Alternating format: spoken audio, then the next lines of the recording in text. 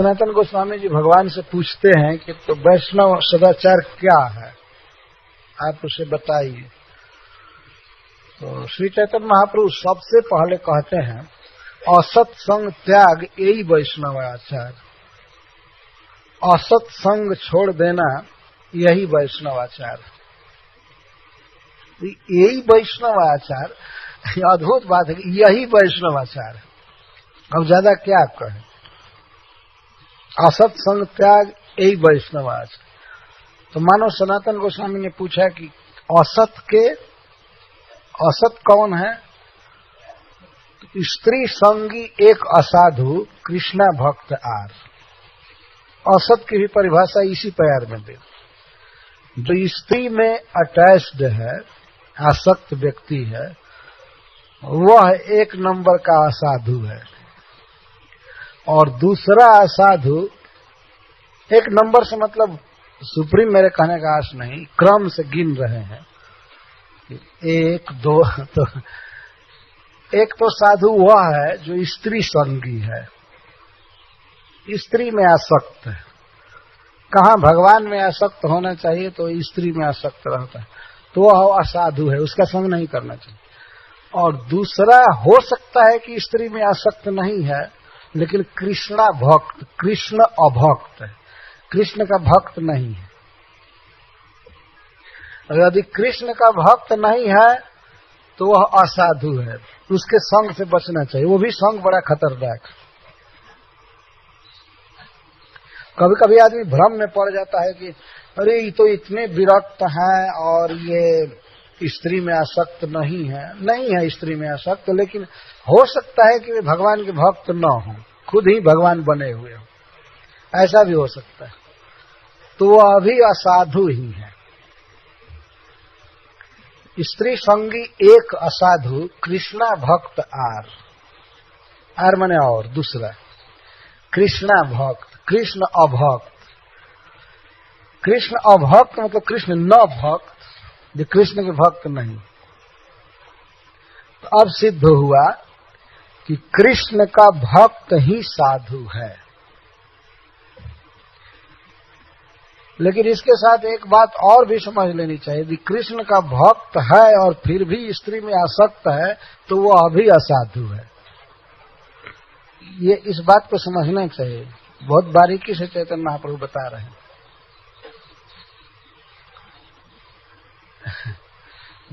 कोई भी बात को ठीक से समझने का प्रयास करने से, क्योंकि कृष्णा भक्त तो अलग कर रहे हैं। स्त्री संगी एक असाधु कृष्णा भक्त आर। बहुत सावधान होने की जरूरत। जो व्यक्ति स्त्री में आसक्त हो जाएगा वो भगवान के रूप में आसक्त होगा, इसकी संभावना नहीं रहती। उसकी गति मति रात दिन स्त्री में रहती है। गोस्वामी तुलसीदास जी तो भगवान से प्रार्थना किए हैं कि काम ही नारी पियारी जिमी, लोभ ही प्रिय जिमी दाम, तिमी रघुनाथ निरंतर प्रिय लागो महिरा। हे राम, जैसे कामी को स्त्री प्रिय लगती है और लोभी को धन प्रिय लगता है, वैसा प्रिय आप हमको लगिए। मैं भी आपसे ऐसा प्रेम करूं, आप में ऐसा आसक्त हो जाऊं। प्रहलाद महाराज ने भी कहा है विष्णु पुराण में कि जैसे विषयों की विषय में स्वाभाविक आसक्ति होती है, उस तरह से हे विष्णु, मेरी आप में स्वाभाविक आसक्ति होनी चाहिए। ये सीखने की जरूरत है। यह हम नहीं समझ लेना चाहिए कि हम भक्त हो गए हैं और कुछ जप कर रहे हैं तो अब क्या सीखना है, हम बस पारंगत हो गए, सब ठीक हो गए। और कभी कभी ऐसा देखा जाता है कि कोई वैष्णव अगर संकेत करे कि भाई यह करो, ऐसे रहो, तो कहते हैं नहीं मुझे मत सिखाओ, मैं सब ठीक है। तो सीखना चाहिए।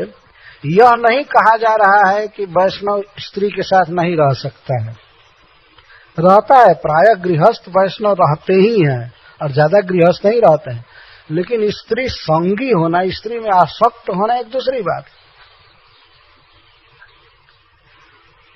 समय अनुसार स्त्री के संग बैठ सकते हैं, बात कर सकते हैं, रहना है, घर का काम करना है, लेकिन असमय में जब कोई जरूरत नहीं है फिर भी स्त्री से बात ही करते रहें। उधर मंगला आरती खत्म हुई और स्त्री के साथ खड़ा होकर के बातचीत कर रहा। अरे जप भीतर मंदिर में भक्त जप कर रहे हैं और कुछ स्त्री संगी मंदिर की सीढ़ियों पर बैठकर उसी समय बात चालू करती है। यह तो उचित नहीं है ना। वो शर्म होना चाहिए। जब शर्म भी नहीं है तो सदाचार क्या होगा। सीखने की बात। क्या किसी मंदिर के मैनेजमेंट ने कहा है कि यहाँ बैठना चाहिए? वो सीढ़ी बैठने के लिए है? बताइए। वो सीढ़ी इसलिए बनाई गई है कि वहां से उतर उतर करके आएंगे मंदिर में और इधर से चढ़ करके बाहर जाएंगे। बैठते हैं और स्त्री से सट करके बैठते हैं। इसीलिए प्रबुद्ध जी कहते हैं शिक्षित, सीखो सीखो। यदि माया से पार करना चाहते हो और नहीं माया में डूबकर अतल सागर में जाना चाहते हो तब तो दूसरी बात। सीखना चाहिए, व्यवहार बिल्कुल सीखना चाहिए। कब किमा सीता ब्रजेत किम। अर्जुन पूछते हैं कि अस्थित प्रज्ञ कैसे बैठता है, कहाँ बैठता है, किसके साथ बैठता है, कहाँ घूमता है, किसके साथ घूमता है। ये सब पता चलता है ना कि मंदिर में ज्यादा देर बैठता है कि लोई बाजार में ही घूमता रहता है, क्या करता है। कोई बहुत सीखने की जरूरत है। कुछ प्रैक्टिकल बातें इसलिए मैं कह रहा हूं कि हम लोगों को इसकी आवश्यकता है। शिक्षित, अपने को पूर्ण नहीं मान लेना चाहिए। मैं जो कर रहा हूं बस कंप्लीट है, ये है, वह है, ऐसा है, वैसा। इसीलिए भगवान चैतन्य महाप्रभु सनातन जी को कहे कि लिखो स्मृति ग्रंथ, क्योंकि बिना सिखाए कोई सीखेगा नहीं। वैष्णव का क्या आचार है, कैसे उठना, सवेरे सवेरे उठ करके स्नान करना, यहाँ तक कि दातुवन कैसे करना है, किस चीज की दातुवन होनी चाहिए, ये भी सब लिखा गया है। उठना, फिर तिलक करना, भगवान का अर्चा विग्रह के सामने होना और करना, स्वजनों के साथ क्या व्यवहार करना है, भाई के साथ, पत्नी के साथ, बच्चों के साथ और सबके साथ, सब व्यवहार निश्चित किया हुआ है। इस तरह से रहना चाहिए, सीखना चाहिए। और सीखने में असत्संग त्याग सबसे पहला सीखना है। असत्संग त्याग, यही वैष्णवाचार। असत का तात्पर्य है जिनके संग से भगवान कृष्ण से मन स्खलित हो, हटे, वो है असत संग, वो है असत। तजमन हरि विमुखन को संग। सूरदास जी लिखते हैं कि हे मन, जो कृष्ण से विमुख है उनका संग छोड़ो। तो मन कहता है कि नहीं नहीं, उनका सुधार हो जाएगा, संग करने दीजिए। तो कहता है नहीं नहीं, तो सुधरेंगे नहीं। तजमन हरि विमुखन को संग, जिनके संग कुमति उपजत है, परत भजन में भंग। उनके साथ रहने पर कुमति उत्पन्न होती है और भजन में भंग हो जाता है और वो नहीं सुधरेंगे। अंत में वे कहते हैं कि सूरदास खल काली कामरी, चढ़े न दूजो रंग। काले कंबल पर अब दूसरा रंग नहीं चढ़ा सकते। काला कंबल अगर सही में वो भेड़ के केस का हो तो उस पर दूसरा रंग नहीं चढ़ सकता। उजला, पीला, नीला कुछ भी नहीं हो सकता। कुछ लोग ऐसे हैं जो बदलेंगे नहीं, तो उनका संग करने की जरूरत नहीं। तजमन हरि विमुखन को संग। कभी कभी कुछ लोग बदलते भी हैं, तो उसको सूरदास जी कहते हैं कि और तो गज को कहा नहावे सरिता, बहुरी धरे स्वेच्छामी। हाथी को ले जाओ, स्नान करा दो और फिर छोड़ो तो धरती पर, भूमि पर आकर के वही धूल फिर फेंकने लगता है। अपने को मलिन करता है हाथी। आप लोगों ने देखा होगा, ले लेकर के धूल खूब फेंक, नहा करके आया है। तो कुछ लोग ऐसे होते हैं, कभी कभी थोड़ा सत्संग करते हैं लेकिन फिर वही जेव के त्यों, जैसे रहे वैसे। मक्का गए, मदीना गए, बन के आए हाजी, पहली आदत नहीं गई, फिर पाजी के पाजी। वैसे ही रहे, जैसे हैं वैसे ही रहे। तो जो हज करके आते हैं उनको हाजी कहते, और ठीक हाजी के विपरीत पाजी शब्द है। तजमन हरि विमुखन को सांग। आखिर क्या बात है कि भगवान बता रहे हैं सनातन गोस्वामी को कि असत संग त्याग यही वैष्णवाचार, यही वैष्णवाचार। अरे यह बताते हैं कि भगवान के मंदिर में जाना और करना, भागवत पढ़ना या वैष्णव की सेवा ये आचार है, लेकिन सबसे पहले यही कहते नहीं, असत संग त्याग यही वैष्णवाचार। स्त्री संगी एक असाधु कृष्णा भक्त यार, इसकी शिक्षा लेनी है। हम सबको इस बात का अनुभव होता है कि वास्तव में कितनी शिक्षा की आवश्यकता है। प्रतिदिन हमें सीखना है, गुण भरना है अपने भीतर। और जच्चात्मना प्रियम दारान सुतान गृहान प्राणान जत परस्मय निवेदनम। और ये सीखना है कि अपनी पत्नी को, अपने बच्चों को, घर को और प्राण को भी अर्थात शरीर को कृष्ण में अर्पण कैसे किया जाए, सीखना चाहिए। अर्थात स्त्री को अर्पित कर देना चाहिए भगवान को, बच्चों को अर्पित कर देना चाहिए, धन को और प्राण को, घर को भी। गृहान प्राणान प्राण अर्पित कर दे क्या, शरीर से निकाल कर नहीं। प्राण का अर्थ इंद्रियां होता है। भगवान के लिए जिए कहने का आशय यह है, भगवान का काम करें। स्त्री अर्पित करने का क्या अर्थ है? भगवान को स्त्री अर्पित करे, इसका अर्थ यह है कि उसको भी भगवान की सेविका समझे, भगवान की ही सेवा में लगावे। यह न कहे कि तुम मेरी वाइफ है इसलिए मेरी सेवा करो। ठीक है, वो भोजन बनाएगी और सब करेगी, लेकिन यही सोचना चाहिए कि यह श्री कृष्ण की दासी है, मैं श्री कृष्ण का दास हूँ। बच्चे को भी यही समझे कि यह श्री कृष्ण का दास है, तो श्री कृष्ण की सेवा में लगाया रहे, श्री कृष्ण की सेवा में लगाना चाहिए। यही है अर्पण करना, ये इसकी शिक्षा लेनी चाहिए। स्त्रियों को भगवान की सेवा में लगाना है, बच्चों को लगाना है। गृहान, और गृहान का अर्थ है घर को लगाना चाहिए भगवान की सेवा में। कहीं कहीं आवास देना वैष्णवों को, किसी फेस्टिवल के लिए, कुछ के लिए, जैसे तैसे, वो भी अर्पित करना है, घर देना। और प्राणों को, मतलब शरीर का एक एक सांस कृष्ण को अर्पित होना चाहिए। एवं कृष्णात्मनाथेषु मनुष्येषु च सौहृदम परिचर्या चोभयत्र महत्सु नृषु साधुषु। इस प्रकार कृष्णात्मनाथेषु, कृष्ण एवं आत्मा नाथश्च जेषाम, तेषु अथवा कृष्ण आत्मनो जीवस्य नाथो जेषामिति वा तेषु। कृष्ण जिनके नाथ हैं, जिन्होंने कृष्ण को अपने इष्ट देव के रूप में पहचान लिया है, उनको कृष्णात्मनाथ कहते हैं।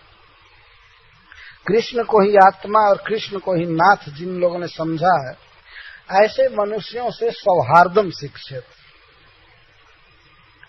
जब प्रेम शिक्षित। विशेष करके किनकी मदद करनी चाहिए इस संसार में, किसके साथ व्यवहार रखना चाहिए, जो भगवान कृष्ण को अपना मानते हैं, जो कृष्ण के हो चुके हैं।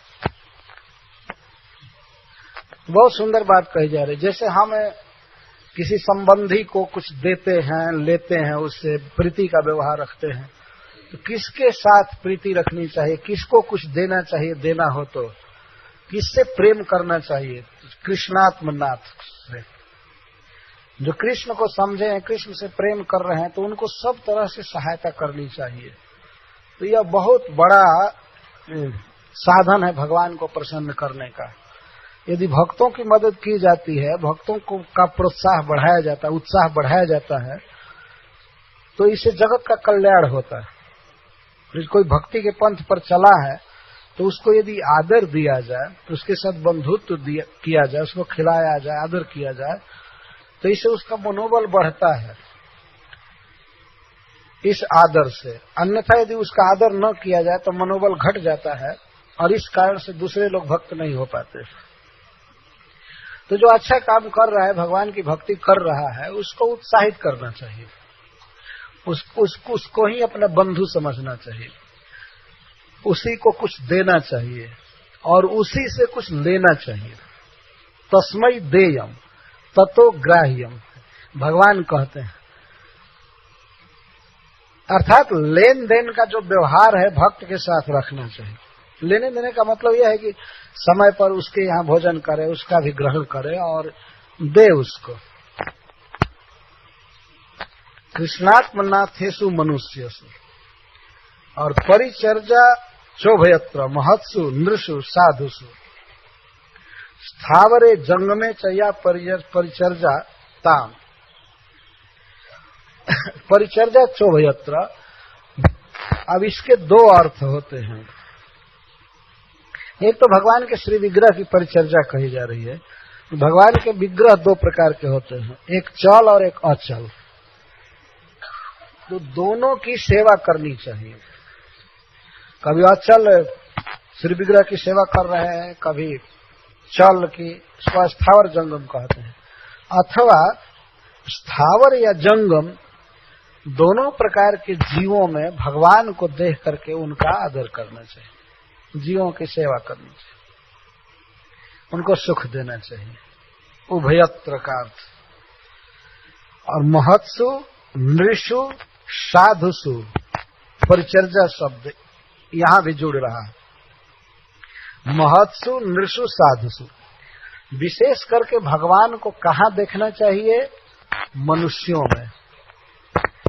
भगवान सभी जीवों में है, चराचर में सब में है, लेकिन विशेष रूप से भगवान किसके भीतर बसे हैं? मनुष्यों में। यहां पर तारतम्य की बात कही जा रही है, उसका कुछ रहस्य है। परिचर्या के अर्थ में किया जा रहा है, मनुष्यों की विशेष रूप से मदद करे, उनको सुख दे, उन्हें भगवान में लगावे। मनुष्यों में भी साधुसु, मनुष्यों में भी जो साधु हैं, अर्थात सदाचार परायण हैं, शास्त्र के नियमों का पालन करते हैं, उनको साधु कहते हैं। मनुष्यों में भी जो शास्त्र के अनुसार चल रहे हैं, उनका विशेष आदर करना चाहिए। और उसमें भी महत्सु, जो भगवान के परम भक्त हैं, खास करके गुरु हैं, महान हैं, लोग भक्ति में बहुत अग्रसर हैं, उनका विशेष आदर करना चाहिए। मनुष्यों का आदर करना चाहिए, मनुष्यों में भी सदाचारियों का, सदाचारियों में भी महान पुरुषों का, मतलब श्रेष्ठ भक्तों का आदर ज्यादा करना चाहिए। ये सब सीखने की बात कह रहे हैं। परिचर्या शिक्षित, एक बार कह दी गई कि भाई सभी जीवों में भगवान है, सभी की सेवा करनी चाहिए, लेकिन फिर भी भगवान कपिल देव ने भी तारतम्य बताया है सेवा के लिए। अन्यत्र भी भगवान श्री कृष्ण भी भागवत में बताया है, विशेष करके मनुष्यों की सेवा करनी चाहिए, परिचर्या, या मनुष्यों में भगवान की सेवा करनी चाहिए, ये अर्थ है, सप्तमी विभक्ति में है। और मनुष्यों में भी सज्जनों में, सदाचार परायण जो है, शास्त्र का नियम पालन करते हैं, और उनमें भी महत्सु, महत अर्थात वैष्णवों में, श्रेष्ठ वैष्णवों में अधिक भगवान को देखना चाहिए। ये सब शिक्षा लेने के लिए बात कही जा रही है। एक इस बात पर मुझे घटना याद आने लगी, ये बदायूं, यहाँ पर पास पे बदायूं, तो वहां पर एक बहुत बड़ा बांध बना है। पहले गांव डूब जाते थे गंगा जी की धारा से, तो गंगा जी के किनारे बहुत बड़ा बांध बनाया गया है, और उसके फाउंडर थे हरि बाबा जी। तो बांध जब बंध रहा था, चल रहा था, तो एक बार कुछ मनुष्य जो उस बांध में काम कर रहे थे, तो थके मांदे थे और आए रात को, जाड़ा का दिन था, तो वो पुकारे एक व्यक्ति को, वो तथाकथित साधु थे, सोए थे और सन्यासी सोए थे। तो उन लोगों ने पुकारा कि खोलिए खोलिए महात्मा जी, किवाड़ खोलिए, हम थोड़ा आग तापना चाहते हैं, कुछ कपड़ा हो तो दीजिए ओढ़ने के लिए। तो सुन करके किवाड़ खोले नहीं, कहते हैं कि मैं भगवान की सेवा कर रहा हूं, भगवान की सेवा कर रहा हूं, नहीं खोल सकता। सोए सोए बोल रहे थे, रजाई ओढ़े थे और सोए सोए बोल रहे थे कि भगवान की सेवा में हूं, नहीं खोलूंगा। और वो लोग जाड़ा से तड़प रहे थे, तो किसी तरह से खोल दिए बाद में। तो वे लोग देखे, वो लोग पूछे कि क्या भगवान की सेवा कर रहे हैं? तो रजाई ऐसे ओढ़े थे और छाती पर एक कुत्ता का बच्चा रखे थे और उसको मतलब गर्मी दे रहे थे। वो जाड़ा में ठिठुर आता तो उसको गर्मी दे रहे थे, रजाई से गर्मी दे रहे थे और कहे कि ये भगवान हैं, इनको गर्म दे रहा हूं, डिस्टर्ब मत करो।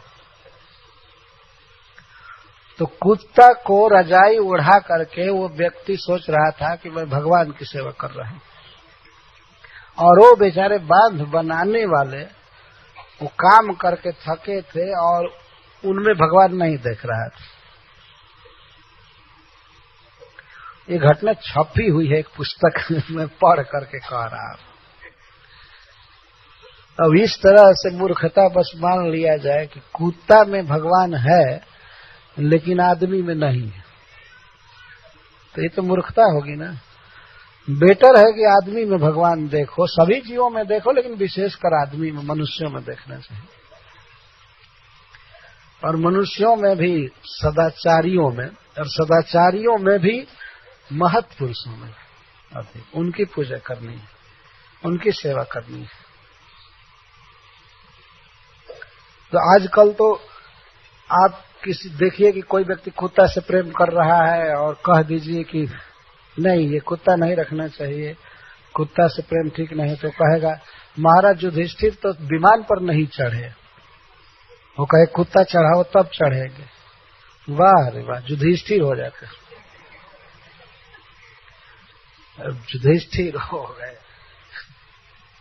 बहुत ऐसे मूढ़ लोग हैं जिनको समझ में नहीं आता है कि शास्त्र कह दिया कि सर्वस्य चाहम हृदय सन्निविष्ट, तो बस कुत्ता में ही भगवान को देखते हैं, आदमी में नहीं देख पाएंगे। और दूसरी जगह उनको कुत्ता दिखाई, आदमी नहीं दिखाई देता, दूसरे जगह भगवान नहीं दिखाई देते। यहाँ पर स्पेशल चेतावनी दी जा रही है कि महत् पुरुषों में भगवान को अधिक देखना चाहिए, मतलब उनका अधिक समादर होना चाहिए, सदाचारियों में, मनुष्यों में, ये सब सीखना चाहिए।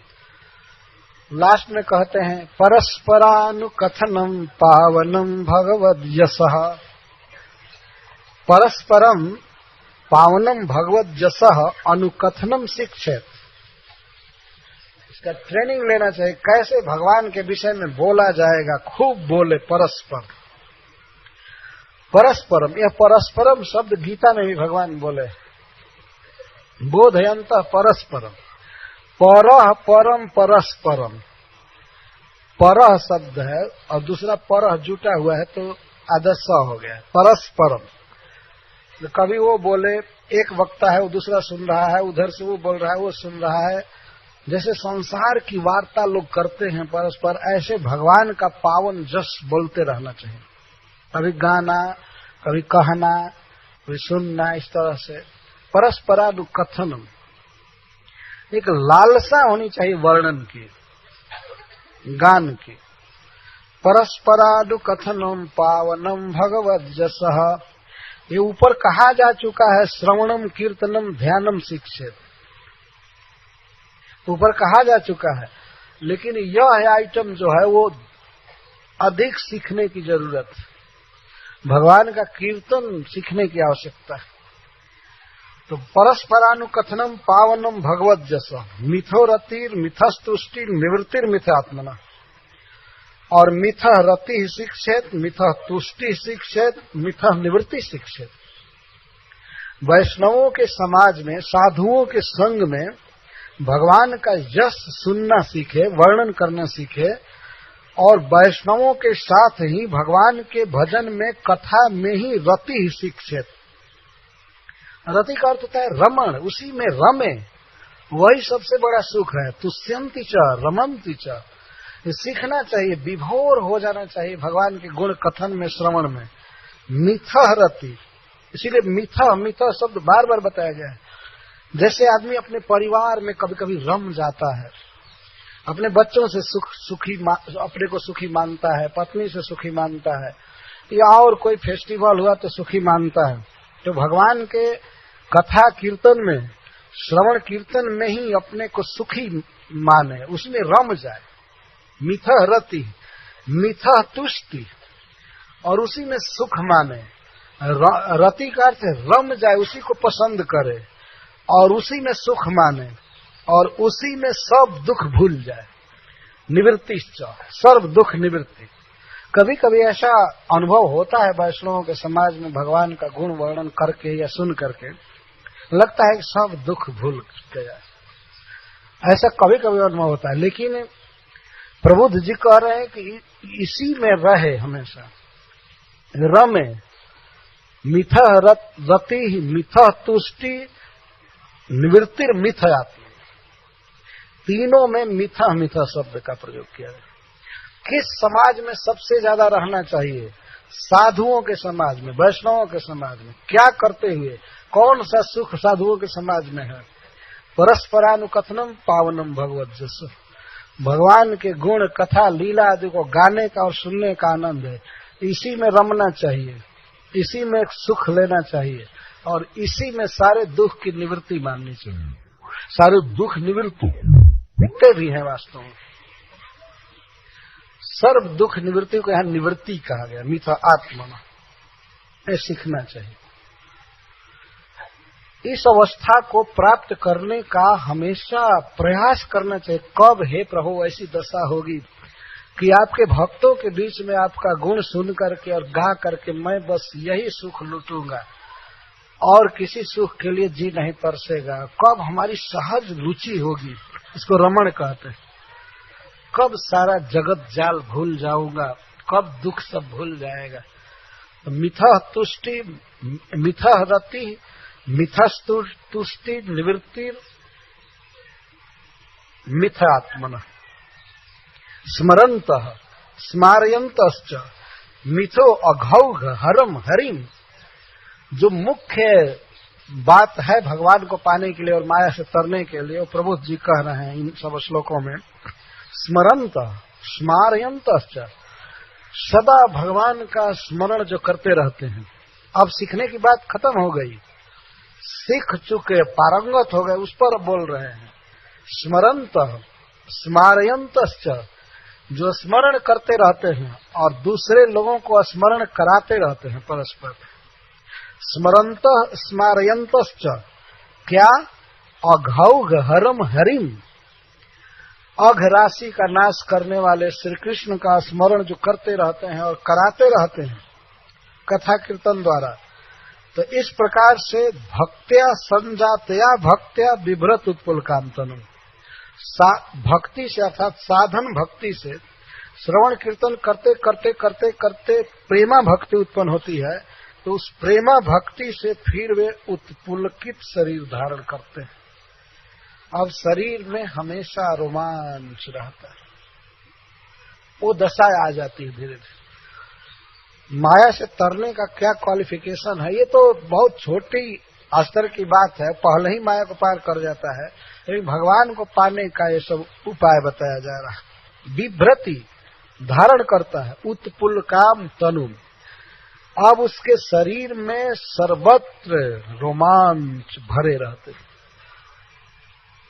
भगवान का स्मरण करके, स्मरण करके, स्मरण करा करके। तो इस कारण से अब उसकी क्या दशा होती है, जैसे पहले बताया गया था। क्वचिद रुदन्त्यच्युत चिंतया, क्वचिद हसन्ति नंदन्ति बदन्त्य लौकिकाः, नृत्यन्ति गायन्तनुशीलयन्त्यजम्, भवन्ति तूष्णीं परमेति निर्वृताः। एवं वर्तमानानां परमानंद प्राप्ति माह। तो इस प्रकार से जो भगवान के भजन में रत हो जाते हैं तो उनको किस तरह परम सुख प्राप्त होता है इसका वर्णन इस श्लोक में किया जा रहा है। क्वचित रुदंती, कभी कभी वे रोते हैं। क्यों? अच्युत चिंतया, अच्युत की चिंता करके कि अब तक श्री कृष्ण नहीं मिले, हाय हाय क्या होगा, कब मिलेंगे, इसी चिंता में कभी कभी जोर से रोने लगते हैं। ध्यान रखना चाहिए कि वहां पर एक वचन में वर्णन किया गया था, एवं व्रतः स्वप्रिय नाम कृत्या जातानुरागो दुर्तचित्त उच्चै हसत के थो रोदिति रौति गायत उन्माद वन नृत्यति लोक बाह्य। और यहाँ बहुवचन में कहा जा रहा है। अब ये भक्त रोने लगते हैं, कभी कभी समुदाय में हा हा करके रोने लगते हैं। ऐसी हुई है घटना इतिहास में पहले, एक एक साथ हजारों व्यक्ति रोने लगते हैं भगवान का स्मरण करके। क्वचित रुदम त्यच्युत चिंतया क्वचित हसंती, और कभी भगवान जीत लिए गए हैं सखाओं द्वारा, यह याद करके हंसने लगते हैं। नंदंती, और कभी कभी आनंद अनुभव करते हैं जब दूसरे भक्त भगवान की कथा कीर्तन में रहते हैं, या ये स्वयं ही भगवान के गुणों को सुनकर कह करके आनंद में विभोर हो जाते हैं। बदंत्य लौकिका, बहुत बहुत बोलते हैं, बहुत बोलते रहते हैं, बारंबार पागल की तरह बोलते रहते हैं। कहने का आशय ये है जैसे पागल हमेशा बोलता रहता है, इस तरह से बोलते रहते हैं, क्योंकि अलौकिक, अब लौकिक नहीं रह जाते हैं, लोक से ऊपर उठ जाते हैं। अलौकिका उन भक्तों का विशेषण है, जैसे लोक बाह्य वहां पर कहा गया था, लोक से भिन्न स्थिति होती है। नृत्यंती, नाचते हैं आनंद में। गायंती, सुखानुभव होता है तो जोर जोर से गाते हैं, हरे कृष्णा कृष्णा कृष्णा हरे हरे, हरे राम राम राम। गायंती और अनुशीलयंती, और भगवान का अभिनय करने लगते हैं। जैसे श्री गोपी जनों के विषय में वर्णन है कि भगवान अंतर्हित हो गए तो गोपियां श्री कृष्ण का अभिनय करने लगी।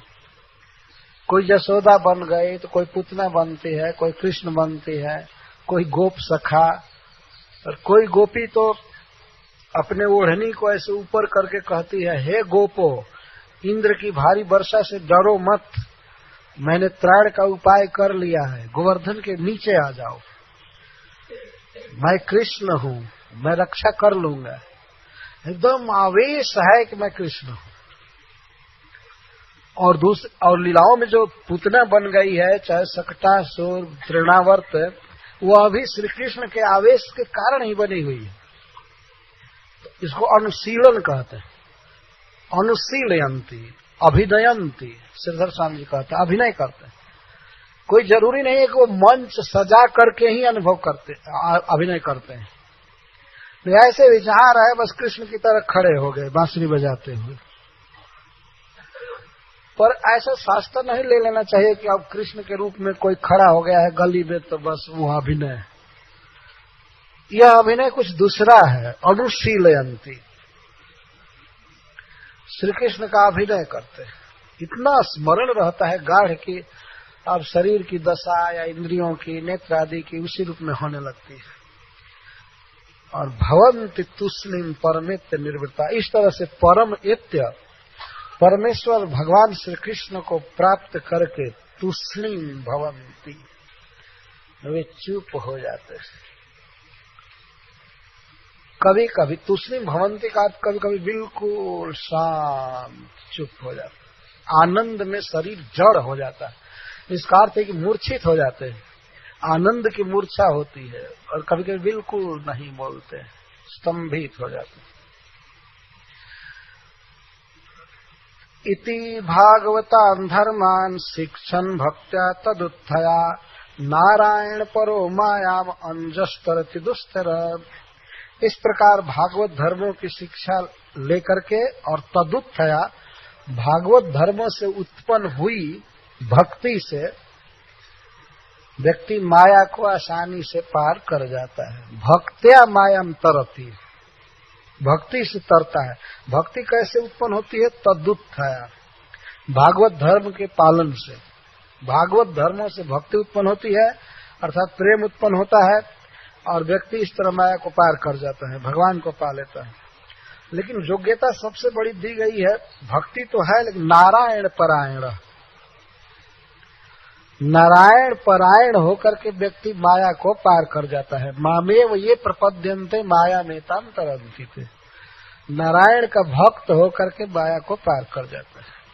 तो इस पर महाराज निमि फिर प्रश्न पूछेंगे, ये नारायण का क्या स्वरूप है? अब यह बहुत गूढ़ प्रश्न है।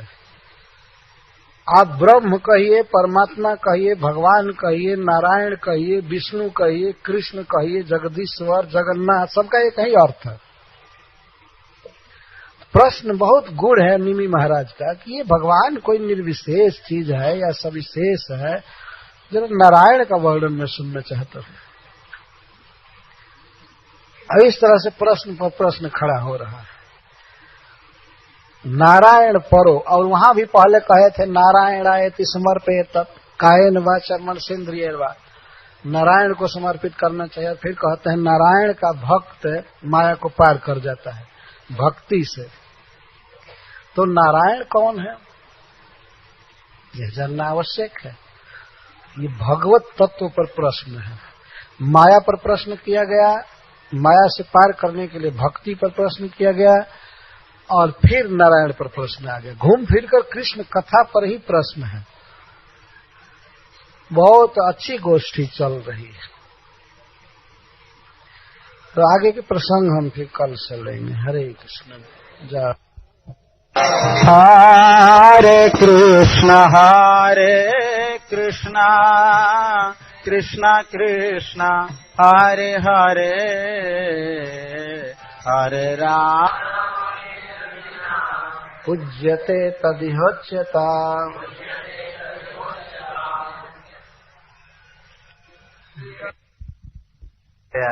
अंतिम बात में महाराज निमि के 9 प्रश्न हैं, उनको एक बार फिर से सुन लेना चाहिए। पहला प्रश्न भागवत धर्म के विषय में, तो उसका उत्तर कबीर जी ने दिया। दूसरा प्रश्न भक्त के विषय में था, उसकी भी व्याख्या की गई, उसका उत्तर हरि जी ने दिया। तीसरा प्रश्न माया के विषय में था, भगवान विष्णु की माया क्या है, तो इसकी व्याख्या नहीं की गई थी, इसका उत्तर अंतरिक्ष जी ने दिया, उसकी व्याख्या रह गई। चौथा प्रश्न है कि माया से पार कैसे पाएंगे, माया को कैसे तरेंगे, जिसकी व्याख्या कल की गई थी, और उसका प्रवचन प्रबुद्ध जी ने किया। तो अंत में बताया कि नारायण परायण व्यक्ति माया को आसानी से पार कर जाता है। तो इस पर महाराज निमि का 5वां प्रश्न है, नारायण का क्या स्वरूप है। बहुत महत्वपूर्ण प्रश्न है, तो इसका भी उत्तर मैं यहां नहीं बोल पाया, उसका उत्तर पिपलायन जी ने दिया। पिपलायन जी अंत में कहते हैं कि जो व्यक्ति क्रिया योग द्वारा भगवान की आराधना करता है तो उसका हृदय शुद्ध हो जाता है और नारायण को जान जाता है। तो महाराज निमि 6ठा प्रश्न करते हैं कि क्रिया योग क्या है, अर्थात मंदिर में भगवान की कैसे पूजा की जाती है, उसको क्रिया योग कहते हैं। तो इसका उत्तर आविर्होत्र जी दिए, और उस उत्तर के अंत में वे कहते हैं कि जिस भगवान के जिस रूप में खूब अच्छा से मन लगे, जो प्रिय हो, उसी की पूजा करनी चाहिए। तो इस पर महाराज निमि 7वां प्रश्न किए कि भगवान के कौन कौन अवतार हैं, कौन कौन रूप हैं, अवतार हैं, कृपया बताइए। तो संक्षेप में भगवान के कुछ अवतारों को द्रुमिल जी ने बताया है। और उसमें वे कहते हैं कि भगवान की भक्ति करके ही जीव की सदगति होती है। तब 8वां प्रश्न महाराज निमी करते हैं कि जो भगवान की भक्ति नहीं करते हैं उनकी क्या गति होती है। इसका उत्तर चमस जी ने दिया। तो चमस जी अपने वक्तव्य के अंत में बहुत जोर दे रहे हैं भगवान की आराधना पर, भक्ति पर। तो महाराज का 9वां प्रश्न है जो यहाँ पर लिखा गया है। यही अंतिम प्रश्न है और इसका उत्तर करभाजन दे रहे हैं। राजोवाच कस्मिन् काले स भगवान् किं वर्णः कीदृशो नृभिः नाम्ना वा केन विधिना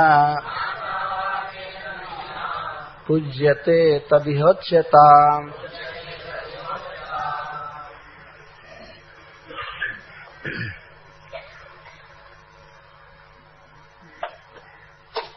सह भगवान जिन प्रभु की चर्चा इस यज्ञ सभा में हो रही है, जिन्हें बारंबार नारायण, हरि, अच्युत आदि कहा जा रहा है, अर्थात परब्रह्म, परमात्मा, जगन्नाथ श्री कृष्ण किस युग में, किस रंग के, किस आकार के, किस नाम से और किस विधि से पूजे जाते हैं। बहुत अच्छा प्रश्न है। इसके द्वारा यह सिद्ध हुआ निमि महाराज के वक्तव्य से कि चाहे सतयुग हो या त्रेता, द्वापर, कली, प्रत्येक युग में भगवान नारायण ही आराध्य हैं। ये प्रश्न से झलक रहा है कि सह भगवान एक वचन में, भगवान कोई बहुत नहीं है। इस बात को तो सभी मानते हैं कि एक भगवान है। आज भी मतलब आधुनिक युग में भी जिन लोगों को भी भगवान की धारणा है तो वे मानते हैं कि भगवान एक है, लेकिन वह भगवान एक वही है जिसको हम मानते हैं। इस तरह से धारणा आजकल फैली हुई है, लेकिन कोई भी आज तक ये नहीं कहा कि भगवान दो हैं। तो भगवान एक हैं और उनकी चर्चा जनकपुर के यज्ञ में हो रही है। तो निमि महाराज प्रश्न करते हैं कि भगवान सतयुग में किस रंग के, किस आकार के और किस नाम से और किस विधि से पूजित होते हैं। सतयुग में लोग भगवान का भजन करते हैं तो भगवान का उस समय क्या रंग होता है? वर्ण। किम वर्ण? वर्ण का तात्पर्य है शरीर का कलर। रंग क्या होता है भगवान का? भगवान एक ही है, लेकिन वे विविध रंग के आकार उनका होता है। शरीर का रंग अलग वस्तु है और कीदृश का अर्थ आकार का, आकार क्या होता है सतयुग में। और इसी तरह से त्रेता में, द्वापर में, कली में, सब में समझ लेना चाहिए। 4 प्रश्न है इस प्रश्न के अंतर्गत। किस रंग के भगवान होते हैं, किस आकार के होते हैं, क्या नाम उस समय उनका प्रचलित होता है और क्या विधि होती है उनकी आराधना की। तो इसके द्वारा बहुत से सिद्धांत स्थापित हो रहे हैं कि भगवान की आराधना आकार से ही, आकार में ही होती आई है किसी भी युग में। निराकार का कोई प्रश्न नहीं। तो निराकार मानने वाले वास्तव में भगवान की कोई आराधना नहीं कर रहे हैं। एक अंदाजबाजी से, एक अटकलबाजी से ऊपर मुंह करके बोलते हैं कुछ, ऐसा कुछ धारणा नहीं है। भगवान का आकार निश्चित है और रंग निश्चित है और नाम तथा पूजा की विधि। ये चारों प्रश्न बहुत महत्वपूर्ण है। आज से लाखों वर्ष पहले जनकपुर में यह वार्ता चल रही है तो महाराज निमि ने यह नहीं कभी कहा कि भगवान की आराधना निराकार भाव से भी होती है, ऐसा वो नहीं कहते। चारों युगों में कोई न कोई वर्ण, कोई न कोई आकार, कोई नाम और कोई विधि। यह प्रश्न बहुत भारी सिद्धांत स्थापित कर रहा है। आज के युग में लोगों के मन में धारणा बसी हुई है कि ईश्वर को जो जिस रूप में मानता है ठीक ही मान रहा है, जो जैसा करे वैसा करे। नहीं, खास विधि होती है भिन्न भिन्न युग में। जैसे इस युग में विधि है भगवान का संकीर्तन, हरे कृष्णा कृष्णा कृष्णा हरे हरे, हरे राम राम राम। और आप उत्तर में देखेंगे कि करभाजन जी प्रत्येक युग में नाम संकीर्तन बता रहे हैं। चहुजुग चहुश्रुति नाम प्रभाव, कलि विशेष नहीं आनु पाऊ। अपने प्रवचन में बताते हैं कि हर एक युग में लोग भगवान का नाम गाते हैं। युग धर्म में एक और होता है। युग धर्म का अर्थ है भगवान की वह आराधना जो उस युग में प्रधान होती है। जो प्रधान आराधना होती है उसको उस युग का युग धर्म कहते हैं। तो सतयुग का युग धर्म आगे बताएंगे कि है ध्यान, और त्रेता का युग धर्म है यज्ञ, और द्वापर का पूजा, और कली का कीर्तन। ये युग धर्म है। लेकिन प्रत्येक युग में कीर्तन है, क्योंकि नामना शब्द पूछा जा रहा है। भगवान किस युग में, किस वर्ण के, किस आकार के, किस नाम से और किस विधि से पूजित होते हैं। नामना शब्द बता रहा है कि बिना नाम के भगवान की आराधना होती ही नहीं है। इस संसार में भी आप किसी का कुछ परिचय लेना चाहें, कोई काम कराना चाहता है तो पहले उसे नाम बताना पड़ेगा, नहीं तो कुछ पता ही नहीं चलेगा। सबका नाम होता है अलग अलग। कोई फॉर्म भरने जाइए तो नाम पूछते हैं, और कोई कहे कि क्या जरूरत है, मैं काम करूंगा, नाम की तुमको क्या जरूरत है। बिना नाम के कुछ चलता ही नहीं। तो ईश्वर की भी जब हम आराधना करते हैं तो बिना नाम के हम कैसे उनको पुकारेंगे। तो इससे सिद्ध हुआ कि भगवान के बहुत से नाम हैं, और भगवान का आकार है, भगवान का रंग है, और भगवान के पूजा की विधि बहुत बहुत है। लेकिन वह विधि युग के अनुसार निश्चित। तो कस्मिन युगे किम वर्ण कीदृशः केन नामना केन विधिना भगवान हरि पूज्यते तब यह उच्यताम। उसको यहाँ बताइए। तो सुनिए सावधानी से, किस युग में भगवान किस रंग के आराध्य हैं। करभाजन उवाच कृतं त्रेता द्वापरं च कलिरित्येषु केशवः नाना वर्णाभिधाकारो नानैव विधिनिज्यते। कृतम अर्थात सत्ययुग, त्रेता, द्वापर और कली, ये 4 युग हैं। इति एषु युगेषु, इन युगों में केशवः इज्यते, चारों युगों में भगवान केशव ही आराधित होते हैं, केशव का ही भजन करते हैं। क का अर्थ है ब्रह्मा जी, और ईश का अर्थ होता है भगवान शिव। इन दोनों के जो नियामक हैं, ईश्वर है, उनको केशव कहा जाता है। केशव का यह अर्थ होता है। या केश का अर्थ होता है केश, जुल्फी, और वह का अर्थ है जो श्रृंगार करते, जिनका केश बहुत सुंदर ढंग से संवारा जाता है, उनको केशव कहते हैं। भगवान श्री कृष्ण का केश अद्भुत है। एक कवि ने भगवान के केश का वर्णन किया है कि हे कृष्ण, कोई गोपी कह रही है कि आपके केश बहुत सूक्ष्म हैं, लेकिन वे हमारे बड़े बड़े लोकलाज की श्रृंखला को, लोहे की जंजीर को भी तोड़ दे रहे हैं। अर्थात आपके केश को देखने के बाद फिर लोक लज्जा आदि नहीं रह जाती। तो बड़े बड़े मर्यादा के बंधन को आपका केश तोड़ दे रहा है। इतना सुंदर है। इसीलिए भगवान कृष्ण का एक नाम केशव प्रसिद्ध है। बहुत सुंदर केश है। जो व्यक्ति उनके केशों को देखता है बस वहीं देखता का देखता रह जाता है। इसीलिए भगवान श्री कृष्ण वृंदावन में अपने सिर पर बहुत मुकुट बांधकर केशों को छिपा नहीं देते। थोड़ा सा ही फूल और मोरपंख बांध लेते,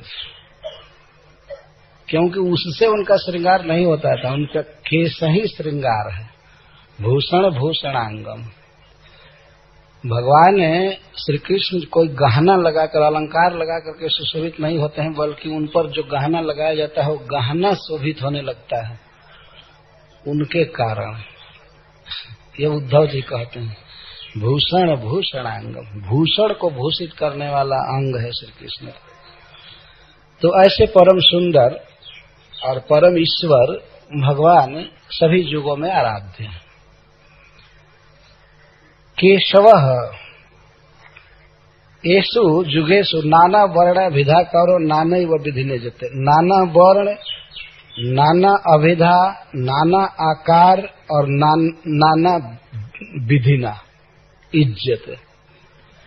नाना से तात्पर्य यहाँ पर है भिन्न भिन्न। सतयुग में भगवान का नाम भिन्न रहता है।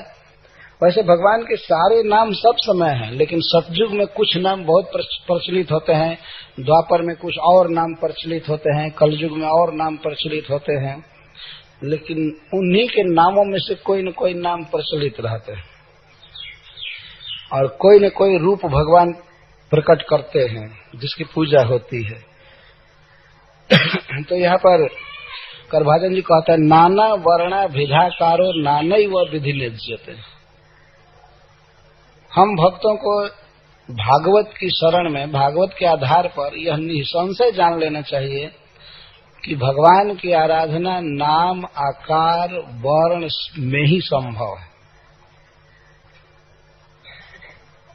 इसलिए करभाजन जी कहते हैं नाना वर्ण, नाना आकार, नाना विधि और नाना अभिधा। अभिधा का अर्थ होता है नाम। तब सुनिए सतयुग में भगवान कैसे आराध्य।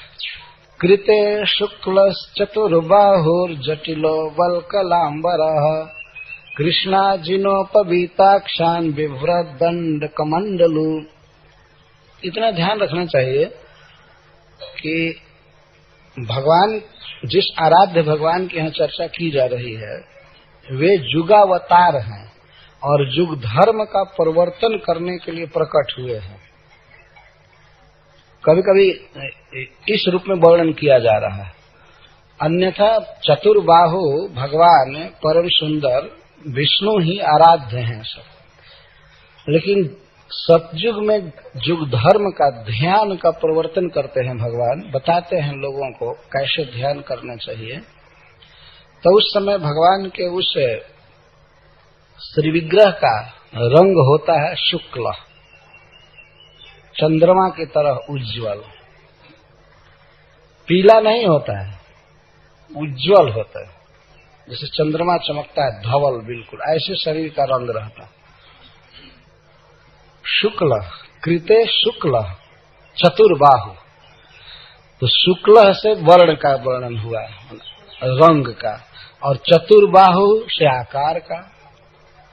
4 भुजाएं होती हैं भगवान के उस समय, और वे सिर पर जटा धारण करते हैं। युग धर्म का परिवर्तन जो प्रभु करते हैं वो इस रूप में है। तो जटिल बलकलांबर, जटा धारण करते हैं और वृक्ष की छाल पहनते हैं, केला आदि पहनते हैं। कृष्णा जिनोपवीताक्षान, और कृष्ण मृग चर्म धारण करते हैं तथा उपवीत जनेऊ लगाए रहते हैं, और अक्षण कमल गट्टे की माला पहनते हैं, अथवा रुद्राक्ष धारण करते हैं। लेकिन यहाँ रुद्राक्ष अर्थ नहीं है। अक्ष कमल के बीज की माला को भी कहते हैं अक्ष। तो उसमें भगवान अक्ष माला धारण करते हैं और हाथ में कमंडल लिए रहते हैं और लोगों को भगवान के ध्यान की विधि बताते हैं।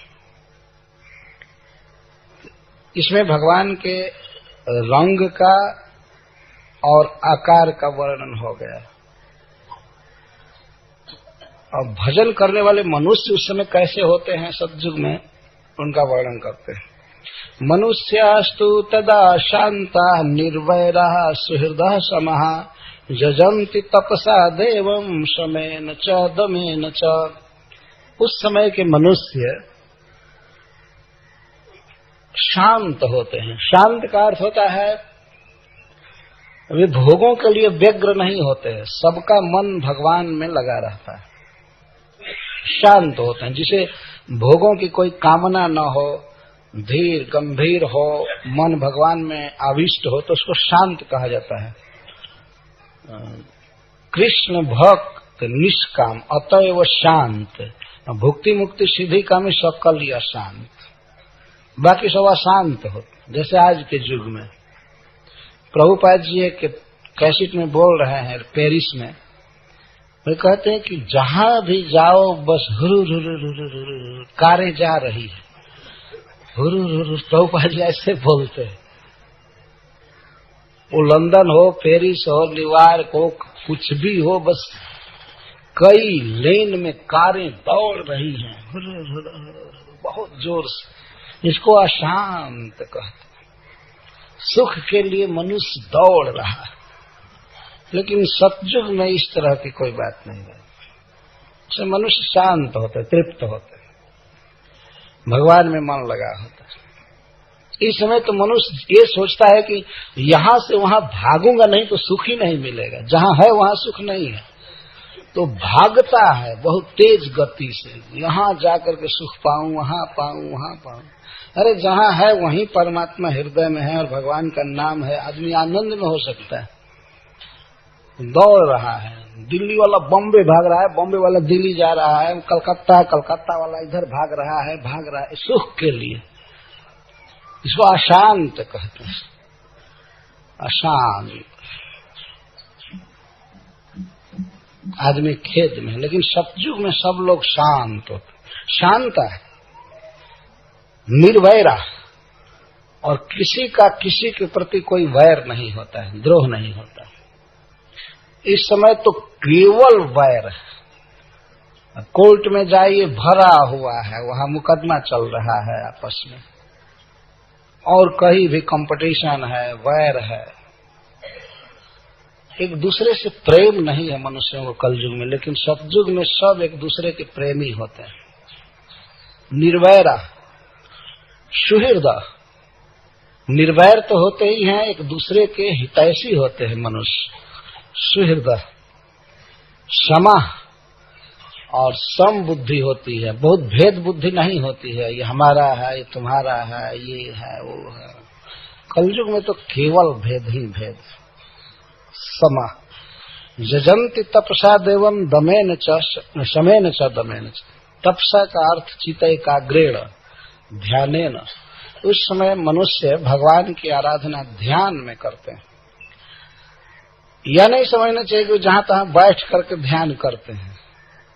जहां भी रहते हैं उनका मन श्री कृष्ण के रूप गुण लीला में लगा रहता है, इसको ध्यान कहते हैं। अपने आप इस समय तो मनुष्य बैठे आसन से और आंख बंद करे तभी भी भगवान का रूप मन में नहीं आता है, और उस समय मनुष्य कहीं भी हो भगवान की छवि छाई रहती है, इसको ध्यान कहते हैं। भगवान के लीलाओं पर मन रहता है और भगवान के रूप पर, भगवान के गुण पर, इसको ध्यान कहा जाता है। तो सतयुग में सभी लोग भगवान के रूप गुण लीला के ध्यान में लगे रहते हैं। और शमेन च दमेन च, बाह्य इंद्रियों पर पूर्ण निग्रह रहता है, मन पूरा पूरा कंट्रोल में रहता है। और इस तरह से वे जजंती देवम, देवम का अर्थ है क्रीड़ा प्रायण। देव शब्द एक रिजर्व अर्थ रखता है। देव शब्द का अर्थ होता है चमकने वाले, चाहे पूज्य अथवा क्रीड़ा परायण। दिव्यति इति देव, जो क्रीडति वृंदावन में विहार करते हैं, बहुत बहुत लीला करते हैं, इसलिए उनको देवम कहा गया है। और यहाँ देवम शब्द से यह तात्पर्य है कि सतयुग में लोग भगवान की लीलाओं में मन को फंसाए रखते हैं, मन में हमेशा भगवान की लीलाएं चलती हैं, इसलिए देवम शब्द का प्रयोग यहाँ पर किया गया है। तो ध्यान से भगवान की पूजा करते हैं। उस समय भगवान के क्या क्या नाम अधिक प्रचलित रहते हैं इस संसार में बता रहे हैं। हंसः सुपर्णः वैकुंठो धर्मो जोगेश्वरो नलः ईश्वरः पुरुषो व्यक्तः परमात्मेति गीयते इति गीयते। आप हमेशा सुनेंगे ध्यान दे करके कि गीयते शब्द का प्रयोग प्रायः आएगा। उस समय भगवान का कीर्तन करते हैं मनुष्य, तो भगवान के ये नाम प्रसिद्ध हैं। ऐसे हरि के 1000 नाम, कृष्ण के करोड़ नाम। हमारे यहाँ कहते हैं कि हरि के 1000 नाम है, कृष्ण के करोड़ नाम। हरि और कृष्ण दोनों एक ही हैं, लेकिन वो केवल तुकबंदी हा और क से ऐसा वो कहते हैं। तो भगवान के बहुत नाम है, तो नाम कीर्तन उस समय खूब चलता है, लेकिन भगवान में सदा मन लगा रहता है। कीर्तन सभी युगों में है। हंस सुपर्ण, इन सब का बहुत बहुत सुंदर सुंदर अर्थ है, लेकिन अब इनका अर्थ किया जाएगा तो केवल 10-5 नामों का अर्थ करने में ही समय बीत जाएगा। इसलिए हम केवल नाम भर ले रहे हैं, भगवान का अर्थ नहीं कर रहे हैं। हंसः सुपर्णः वैकुंठः धर्मः योगेश्वरः अनलः या अनिल ईश्वरः पुरुषः अव्यक्तः परमात्मा इति गीयते। भगवान इस तरह गाए जाते हैं। हरे कृष्णा कृष्णा कृष्णा हरे हरे, हरे राम राम राम हरे। तो सभी बातें आ गई ना। विधिना का क्या उत्तर हुआ? तपसा। तपह का अर्थ चित्त की एकाग्रता। ध्यान द्वारा भगवान की आराधना करते हैं। ध्यान में तो रंग आ गया, आकार आ गया, और नाम और विधि। अब त्रेता का सुनिए। त्रेतायाम रक्त वर्णोऽसौ चतुर्बाहु स्त्रीमेखलः हिरण्यकेशस्त्रय्यात्मा श्रुक्श्रुवाद्युपलक्षणः। त्रेता में जो प्रभु युग धर्म का प्रवर्तन करते हैं, यज्ञ का प्रवर्तन करते हैं, बताते हैं जनता को, उनका रंग रक्त वर्ण होता है।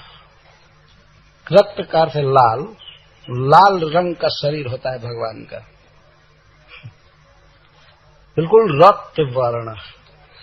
और 4 भुजाएं, त्रिमेखला, भगवान की 4 भुजाएं होती हैं, और वे 3 मेखला पहनते हैं, करधनी बांधते हैं, जिसमें मूंज की 3 रस्सियां बनी होती हैं। हम लोग देखे हैं साधु महात्मा पहनते हैं, जैसे काठिया बाबा के आश्रम के महात्मा लोग काठ पहनते हैं, तो उसी तरह से कुछ लोग मूंज की मेखला पहनते हैं। तो 3 रस्सी होती है, इसको त्रिमेखला कहते हैं। भगवान इस तरह पहनते हैं युग धर्म का प्रवर्तन करने के लिए। अपनी आचार्य प्रभु जीवे रे सिखाए, और सिखाते। हिरण्यकेश, और भगवान उस समय 3-3 बार स्नान करते हैं, बहुत ज्यादा स्नान करते हैं। युग धर्म के प्रवर्तक भगवान, इसलिए उनके केश सोना जैसे पीले हो जाते हैं। कभी तेल नहीं लगाते हैं, कंघी नहीं करते हैं। तो हिरण्यकेश। त्रय्यात्मा, भगवान के स्वभाव का वर्णन किया जा रहा है। त्रय्यात्मा, उनका मन है यज्ञ के संपादन में लगा रहता है, लोगों को सिखाने में लगा रहता है। और श्रुक श्रुवाद्युपलक्षण, श्रुक और श्रुवा, श्रुक का अर्थ होता है अग्नि को समाहित करने वाला एक साधन, और श्रुवा का अर्थ होता है घी उठा करके हवन करने वाला, श्रुआ का। तो श्रुआ हाथ में लिए रहते हैं लोगों को यज्ञ सिखाने के लिए। आज भी हम देखे हैं कि कुछ पंडित जो यज्ञ कराते हैं तो ये सब सामान लेकर के चलते हैं कहीं। तो भगवान भी श्रुआ विपलक्षण लेकर के चलते हैं। तो भगवान त्रेता में यज्ञ सिखाते हैं। तो आकार का वर्णन हुआ चतुर्बाहु त्रिमेखला इत्यादि, और वर्ण का वर्णन हुआ रक्त वर्ण। और यज्ञ सिखाते हैं, ये तो आया आगे भी आएगा। तम तदा मनुजा देवम सर्वदेवमयम हरिम जजंति विद्या त्रय्या धर्मिष्ठा ब्रह्मवादिनः। त्रेता में प्रायः मनुष्य धर्मिष्ठ होते हैं, वर्ण धर्म और आश्रम धर्म के नियमों का पूरा पूरा पालन करते हैं, और ब्रह्मवादिनः सभी वेद की ही बात करते हैं। त्रेता में, द्वापर में और सतयुग में एक भी अखबार नहीं छपता है, एक भी कोई फालतू किताब छाप ही नहीं सकता है जिसमें मनुष्य अपनी जिंदगी को बर्बाद कर रहे हैं पढ़ पढ़ करके। ब्रह्मवादी कहते हैं, जब बात करते हैं पढ़ते हैं तो ब्रह्म का अर्थ वेद, वेद से ही बात करते हैं, वेद की ही चर्चा करते हैं। और ब्रह्मवादी का अर्थ है भगवतवादी, ब्रह्म के विषय में चर्चा करते हैं, भगवान के विषय में चर्चा करते हैं। जहां भी लोग रहते हैं भगवान की वार्ता करते हैं, इसको ब्रह्मवादी कहते हैं। जैसे कलयुग में भी लोग ब्रह्मवादी होते हैं, लेकिन तुलसीदास लिखते हैं कि ब्रह्म ज्ञान बिनु नारी नर करही न दूसर बात, कौड़ी लागी मोह बस करही विप्र गुरु घात। कलयुग में तो लोग ऐसे होते हैं कि ब्रह्म ज्ञान के बिना और कोई बात नहीं करते हैं, नाम जप नहीं करते हैं, लेकिन सुनिए तो लगता है कि डायरेक्ट अष्टावक्र जी के शिष्य हैं। ब्रह्म ज्ञान के बिना तो कोई बात ही नहीं करते हैं, लेकिन कौड़ी भर हिसाब में गड़बड़ हो जाए तो ब्राह्मण और गुरु को भी कत्ल कर देते हैं। और वार्ता करते हैं तो लगता है कि वाह कितना ज्ञानी हो गए। ब्रह्म ज्ञान बिनु नारी नर करहि न दूसर बात। नारी और नर भी, कलयुग में तो नारियां भी सन्यासी बनकर घूमती हैं, ऐसा हम लोगों ने देखा। और कहीं कहीं तो बड़ा बड़ा प्रवचन का अधिकार भी नारियों ने ले लिया, छीन लिया पुरुषों से। तो ब्रह्म ज्ञान बिनु नारी नर करहि न दूसर बात, दूसरी बात ही नहीं करते। मैं इसका मतलब खूब बहस बांधते हैं, परंतु कौड़ी लागी मोह बस करहि विप्र गुरु घात, ये दशा। पर सतयुग में, त्रेता युग में वास्तव में लोग भगवान की बात करते हैं, वेद की बात करते हैं, धर्मिष्ठ होते हैं, अपने कर्तव्य का पालन करते हैं वर्ण और आश्रम के अनुसार। तो उस समय सर्वदेवमयम हरिम, श्री हरि की, केशव की ही आराधना करते हैं वे। कैसे?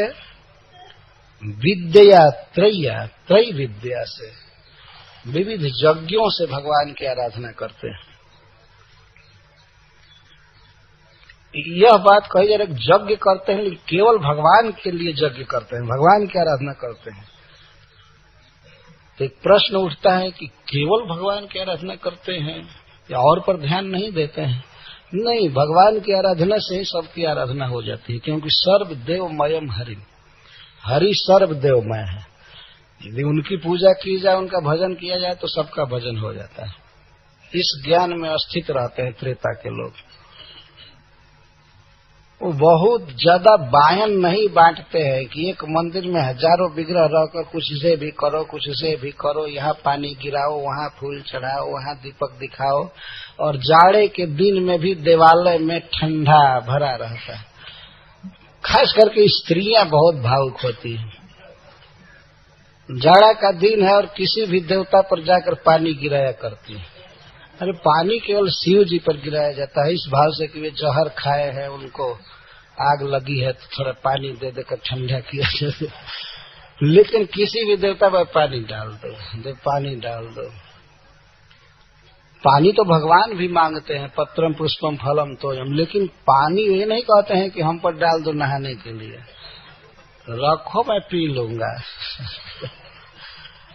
प्रायः मंदिरों में कीच मची रहती है जाड़े में भी, पानी गिराने की, ये करने को बहुत झमेला नहीं रखना चाहिए। सर्वदेवमयम हरि, भगवान विष्णु की पूजा होती है तो सारे देवताओं की हो जाती है, और भगवान की कोई पूजा न करे, सारे देवताओं की करे तो देवताओं को टच भी नहीं करेगा, वो ले ही नहीं पाएंगे, क्योंकि वो भोक्ता नहीं है। जैसे कोई पेट में अन्न न दे करके कुछ रोटी हाथ में बांध दे, कुछ पीठ में बांध दे, कुछ पैर में बांध दे, तो ये बेचारे सड़ जाएंगे, तो ले ही नहीं पाएंगे, ये भोक्ता नहीं है। भोक्ता पेट है। उसी तरह से वास्तव में भोक्तारम यज्ञ तपसाम सर्वलोक महेश्वरम सुहृदम सर्वभूतानाम ज्ञात्वा माम शांतमेक्ष। त्रेता में मनुष्यों को ज्ञान रहता है कि वास्तव में भगवान हरि श्री कृष्ण ही पूज्य है और सभी उनकी आराधना करते हैं। सर्वदेवमयम हरिम तम तदा मनुजा देवम सर्वदेवमयम हरिम।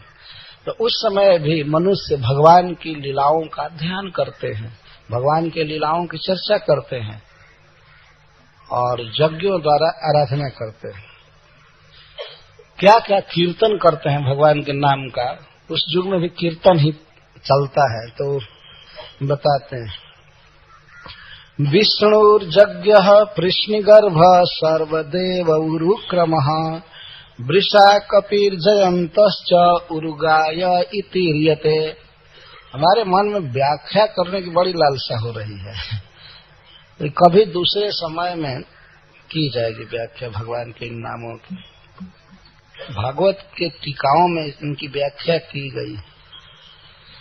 विष्णु यज्ञ कृष्णगर्भ सर्वदेव उरुक्रम वृषा कपि जयंत उरुगा इति ईरियते इति गीयते या कथ्यते। इस तरह से भगवान गाए जाते हैं। हरे कृष्णा कृष्णा कृष्णा हरे हरे हरे राम राम। अब द्वापर सुनिए। द्वापरे भगवान श्यामः पीतवासा निजायुधः श्रीवत्सादिभिरंकश्च लक्षण रूपलक्षितः। द्वापर में भगवान श्याम रहते हैं। द्वापरे भगवान श्याम पीतवासा और पीला वस्त्र पहनते हैं। निजायुध अपना अस्त्र शंख चक्र और गदा लिए रहते हैं। द्वापर के आराध्य की चर्चा चल। निजायुध भगवान अपने चार बाहों में चार चीज लिए रहते हैं। ऐसे मनुष्यों में भी बाहों में कुछ न कुछ लेने की आदत रहती है। तो शास्त्र के अनुसार हम लोग पढ़ते हैं कि ब्राह्मण अपने बाह में हाथ में प्रायः वेद लेकर के चलते थे। सब जगह जहां चलते थे वेद लेकर के चलते थे, और क्षत्रिय जहां चलते थे वहां कुछ न कुछ अस्त्र लेकर चलते थे। और वैश्य के लिए भी है कि वे भी कुछ न कुछ हिसाब किताब करने के लिए डायरी लेकर के ही चलते थे। और शूद्र कुछ सेवा के उपकरण हाथ में लेकर चलते थे। तो कई स्क्रू ड्राइवर है, पेचकस है, कई तरह के सामान है, सेवा के लिए चलते थे। ये अच्छा लगता था। ऐसा नहीं आज के ब्राह्मण तो हाथ में कुछ भी नहीं लेकर के चलते हैं। हो सकता है खैनी खाने का डिबिया हो हाथ में, लेकिन और न हो। और हाथ में चिन्ह पड़ जाता है चुनने और चुनने का, और दांत के नीचे भी खदाड़ देता है, लगता है दांत जाने वाला है। इस तरह के लोग हो गया। अरे हाथ में ये सब चीज नहीं रखना चाहिए, फिर मुख में रखने की तो बात ही क्या। बहुत गिर गए मनुष्य कलयुग में। निजायुध, भगवान अपने हाथ में शंख चक्र गदा लिए रहते हैं। श्रीवत्साद विरंकश्च लक्षण उपलक्षित, श्रीवत्साद भी लक्षण उपलक्षित। भगवान के जो अपने लक्षण हैं, जैसे श्रीवत्स आदि, भृगुपद चिन्ह आदि, श्री जी रहते हैं भगवान के बाएं वक्षस्थल पर। इन लक्षणों से भगवान लक्षित होते हैं, पता चलता है कि ये ईश्वर हैं, ये भगवान। उपलक्षित, तो रंग का वर्णन हुआ द्वापर में श्याम, आकार का वर्णन हुआ निजायुध से पता चल गया कि 4 भुजा, और श्रीवत्सादि से आकार का पता चला। तम तदा पुरुषम वर्त्या महाराजोपलक्षणम जजंति वेद तंत्राभ्याम परम जिज्ञासवो नृप। द्वापर में मनुष्य बहुत जिज्ञासु होते हैं, भगवान के विषय में जानने की लालसा होती है, इसलिए कोटि कोटि लोग बैठते हैं और भगवान की कथा सुनते हैं। जैसा राजसूय सभा में आप लोगों ने सुना है, नारद जी प्रवचन कर रहे थे और लाखों लोग सुन रहे थे, भगवान की अग्र पूजा हुई थी उस यज्ञ में। तो इस तरह के बहुत बातें सुनी जाती हैं। उस समय परम जिज्ञासु नृप, मनुष्य बहुत जिज्ञासु होते हैं, जानने की लालसा होती है। कलयुग में तो मनुष्यों की कोई जिज्ञासा नहीं होती। जिज्ञासा केवल यही होती है, कहाँ सोने को मिलेगा, कहाँ खाने को मिलेगा, कहाँ खेल कूद देखेंगे, बस इसी के लिए टीवी देखते हैं। किसी से पूछिए आपको टीवी नहीं देखना चाहिए ऐसा कहें तो कहते हैं महाराज हम थोड़ा सा न्यूज सुनते हैं और कुछ नहीं देखते। ये न्यूज सुन करके और थोड़ा और स्पोर्ट्स देखते हैं, थोड़ा खेल कूद देखते हैं, क्या होगा इससे सब देखने से? क्यों नहीं उसके बदले भागवत पढ़ते हैं, से गीता पढ़ते हैं, बैठकर राम राम जपें। जिज्ञासा नहीं है। तो द्वापर में लोग बहुत जिज्ञासु होते हैं और उस समय भगवान की आराधना वे वेद और तंत्र से करते हैं। वेद के आधार पर श्रुति और स्मृति ऐसे कहिए, तंत्र द्वारा भगवान के लिए बहुत बड़ा बड़ा सुंदर मंदिर बनाते हैं, बगीचा बनाते हैं और बहुत बड़ी बड़ी यात्राएं निकालते हैं। जैसे किसी महाराज के पास बहुत से सेवक चामर डुलाते हैं, उनके लिए बहुत व्यवस्था की जाती है। तो इस तरह से द्वापर युग में महाराजों पर लक्षण मनुष्य आराधना करते हैं भगवान की, बहुत तरह से पूजा करते हैं, भगवान को बहुत वस्तुएं समर्पित करते हैं।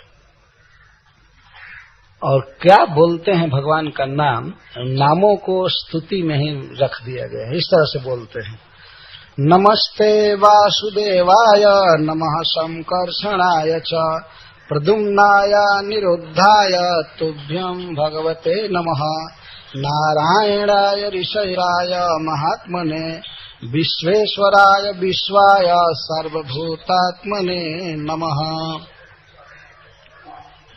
इस प्रकार आराधना करते हैं। तो ये सब प्राय नाम आपने सुना है, वासुदेव, संकर्षण, प्रद्युम्न, अनिरुद्ध, नारायण, ऋषि, पुरुष, महात्मा, विश्वेश्वर, विश्व, सर्वभूतात्मा नमः। बारंबार भगवान को नमस्कार करते हैं मंदिरों में। प्राय हजारों हजार मनुष्य मंदिरों में रहते हैं और भगवान को प्रणाम करते हैं, स्तुति करते रहते हैं। नमस्ते वासुदेवाय नमः संकर्षणाय च प्रद्युम्नाय निरुद्धाय तुभ्यं भगवते नमः नारायणाय ऋषये पुरुषाय महात्मने विश्वेश्वराय विश्वाय सर्वभूतात्मने नमः। हरे कृष्णा कृष्णा कृष्णा हरे हरे, हरे राम राम राम हरे हरे। इति द्वापरे उर्विशस्तवन्ति जगदीश्वरम् नाना तंत्र विधानेन कलावपि यथा शृणु। हे उर्विश, हे पृथ्वी के स्वामी महाराज निमि, द्वापर में इस तरह भगवान जगन्नाथ की आराधना लोग करते हैं, जगदीश्वर की आराधना करते हैं। नाना तंत्र विधानेन, पूजा के जो ही विधियां हैं, विविध प्रकार से पूजा करते हैं, कीर्तन करते हैं। कलवपि यथा शृणु। अब करभाजन जी विशेष सावधान कर रहे हैं सुनने के लिए। सुनिए, शृणु। ऐसा नहीं है कि महाराज जनक जी अब तंद्रा में चले गए थे इसलिए कह रहे हैं कि सुनिए। कुछ विशेष बात कहने जा रहे हैं। कलयुग में भगवान का छन्न अवतार होता है, इसीलिए वर्णन भी छन्न होगा, अतः समझने का प्रयास कीजिए। कलौपि यथा शृणु। कलयुग में जैसा भगवान का रंग होता है, जैसा आकार होता है, जैसा नाम होता है, जो विधि होती है, उसको भी शृणु, सुनिए। तो और जगह शृणु नहीं लगाए और कलयुग के आराध्य को सुनने के समय शृणु क्यों लगा रहे हैं? शृणु का अर्थ सुनिए। कभी कभी शृणु का केवल इतना ही अर्थ नहीं होता है कि सुनिए। शृणु का यह अर्थ है कि गुनिए, ध्यान दीजिए, जरा विचार कीजिए। हम लोग कलयुग में जन्म लिए हैं, तो कलयुग में भगवान की आराधना की क्या विधि है, भगवान का क्या रंग है, क्या आकार है, क्या नाम है, इसको समझ लेना चाहिए। तो हम लोगों के लिए भी अगर ये कहा जाए कि शृणु, तो अच्छी बात है। द्वापर का भले आपने ध्यान नहीं दिया होगा या सतयुग का, क्योंकि वो तो बीत चुका। अब तो ध्यान देने की बात है ना कि ये हमारे लिए उपयोगी है। यद्यपि निमि महाराज तो सतयुग में सुन रहे थे, लेकिन हम लोग तो कलयुग में हैं, इसीलिए कलयुग में भगवान के जो आराधना की पद्धति है, भगवान का जो नाम है, आकार है, रंग है, वो समझ लेना चाहिए।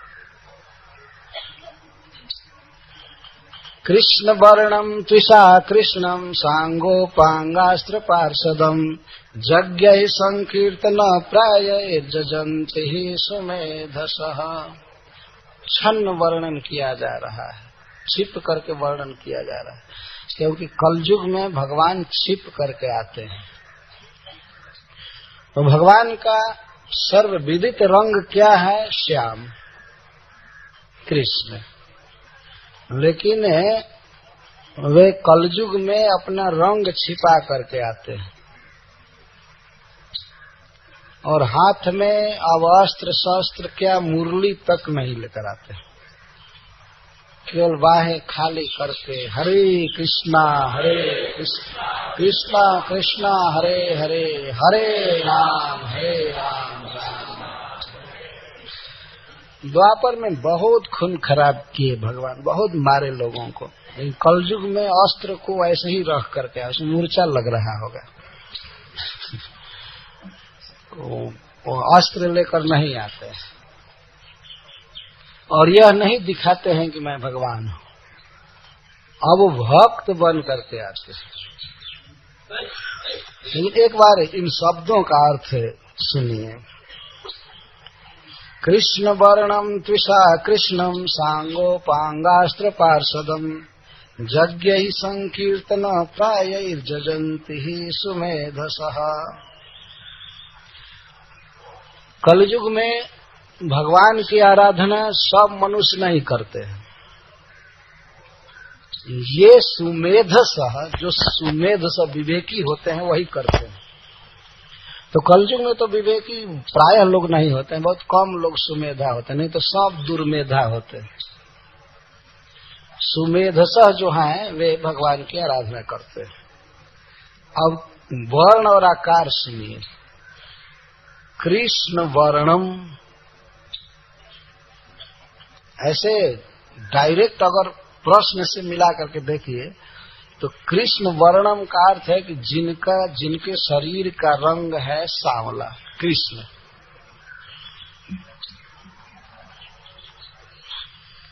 जिनके शरीर का रंग सांवला है, परंतु त्रिसा, त्रिट, त्रिट का अर्थ कांति, कांति की दृष्टि से शरीर से कांति निकल रही है, वो कैसी है? अकृष्ण, कृष्ण से ठीक विपरीत, अर्थात पीत, पीत कांति।